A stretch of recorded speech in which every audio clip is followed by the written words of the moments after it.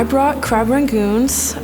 They're kind of important in my family because we make them every year for football games. So this sandwich, sourdough bread with a big beef patty, 3 slices of bacon, caramelized onions, melted provolone, Kinder sauce. The food that I made is chicken katsu. It is a dish that I always cooked with my parents. When I started making it with them, I had a lot of fun, and it is a dish that I ate a lot at home. I'm lucky that I was able to learn how to make it and bring it with me here. What I brought for us today is cranberry ginger salsa. Cranberries are a great alternative for tomatoes when you want to enjoy game day salsas. I brought gumbo here today.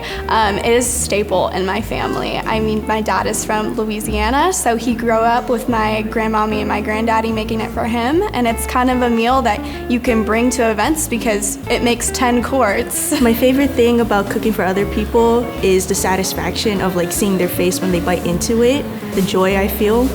It's really fulfilling. It's a really good feeling when you make food for someone and they enjoy it and they're sitting down, one big table, all sort of just talking amongst themselves, eating the food you made. The environment of a big game, it is so food-centered. Food is just really a way that brings people together.